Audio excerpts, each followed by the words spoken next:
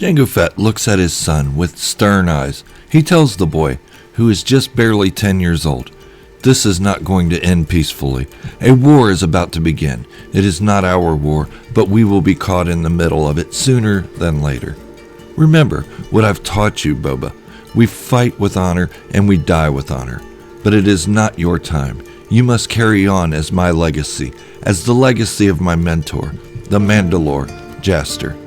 He then tells Boba everything you need is aboard the Slave One. He turns, grabs his Beskar helmet, and begins to walk away, just before Boba stops him.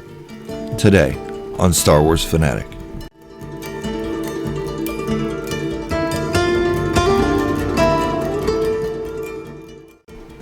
If you are new to the channel or just haven't done so yet, go ahead and hit that subscribe button and turn on notifications.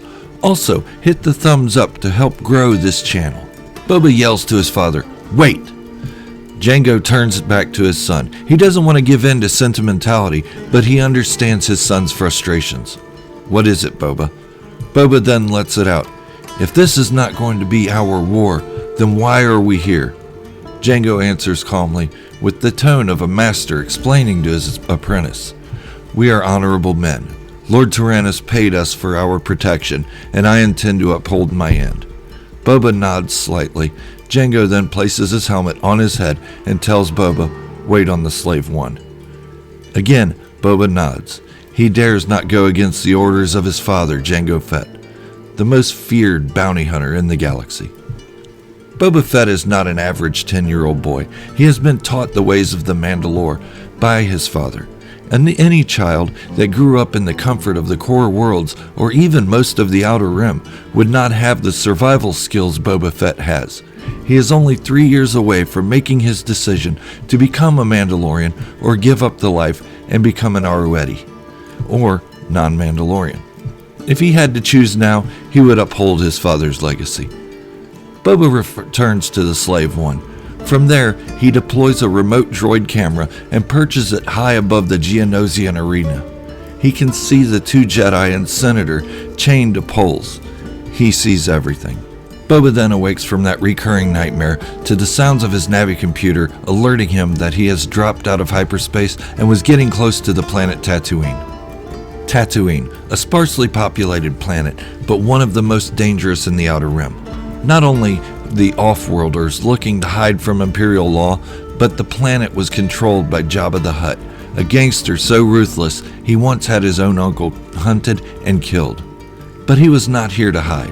He had a mission that was twofold. Boba Fett had gained the trust of Jabba the Hutt, and bringing Captain Han Solo to him would solidify that trust. The money Jabba was going to pay was handsome indeed. However, he didn't need it. In most cases, Boba Fett bounty hunted for the sport, or rather by using it as a way to stay in shape for his biggest missions to come. This was to be one of those missions. It was finally time to become what he was intended.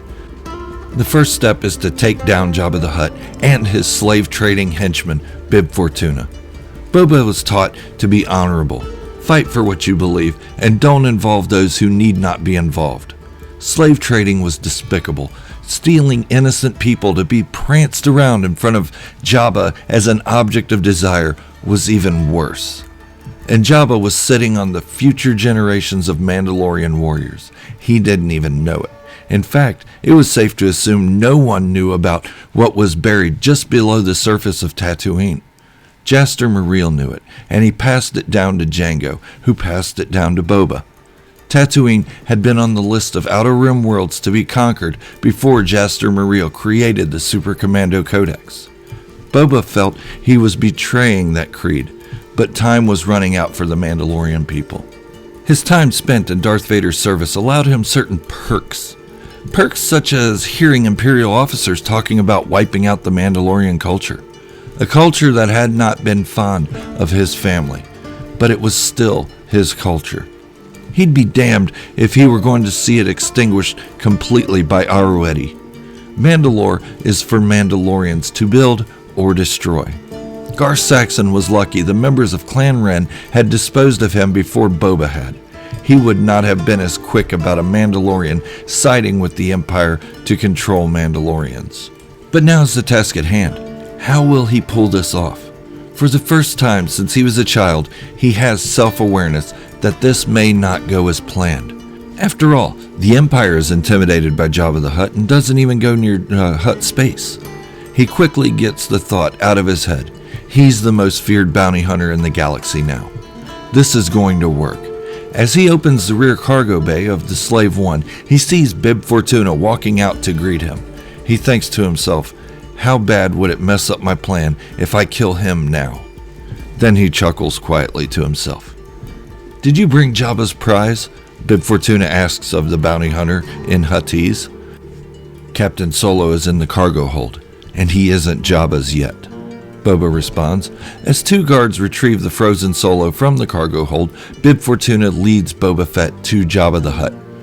Boba Fett would like to kill both of them right now, but that would be impossible. He may complete the deed, but getting out alive would be the problem. Jabba greets him in Huttese. I knew you would be the one to bring me Solo. Boba nods. Solo has friends. They may come looking for him. Jabba acknowledges. Then I will require your services a bit longer. You will be paid well.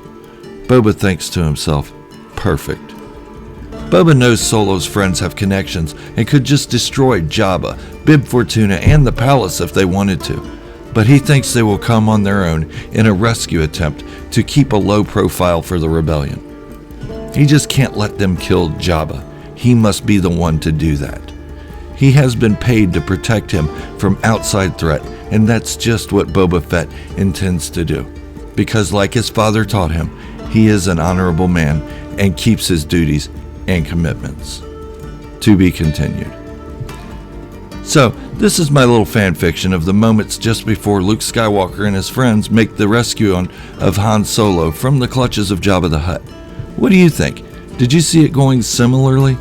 Did you have any other ideas? Let me know in the comments below. I love hearing from you. If you are new to the channel or just haven't done so yet, go ahead and hit that subscribe button and turn on notifications to stay up to date on my Boba Fett fanfictions and general Star Wars theories and videos. Go on and hit the thumbs up as well to show your love and support for what I do here, and share the video with a friend. Let's see if we can get this video over 1,000 views. Thank you for watching, and remember, this is the way, the only way.